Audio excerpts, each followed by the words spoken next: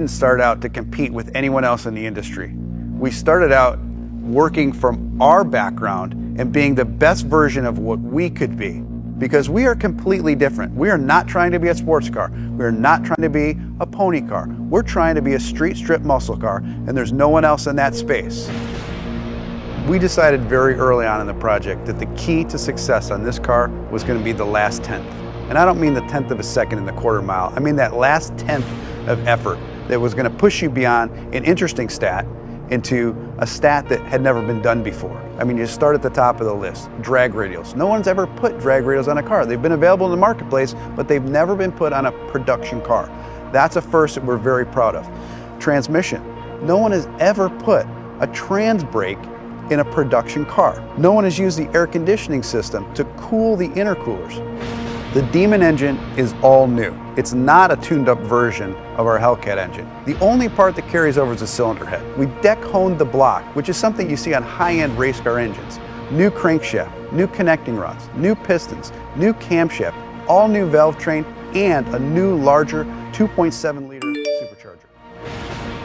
So all of those things that make it a dedicated drag car, all of those things that make it awesome on the strip, you can completely modify. You can make this car as comfortable or as crazy as you want it to be. The two most common questions I get on Demon: number one, why'd you build a car like this? And the second question after that, how much horsepower does it have? And I always tell everybody, I'll tell you the horsepower, it's amazing, but I want to explain to you the full performance package and everything that horsepower enables. I'm going to walk you through a virtual run of what it's like to drive a Demon.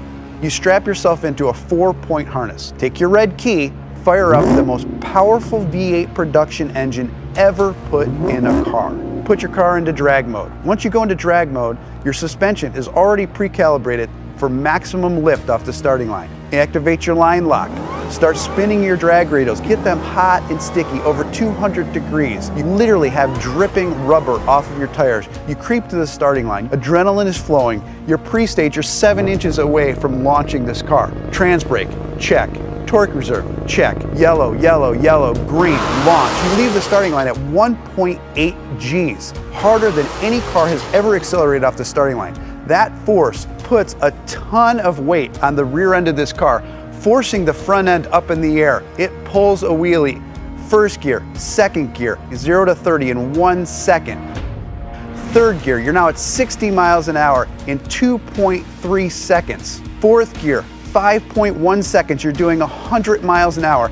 Now things are starting to settle in. You're really getting into this time warp and things are happening so fast. You're getting close to the end of the track. You're now doing 140 miles an hour as you cross the finish line in 9.65 seconds.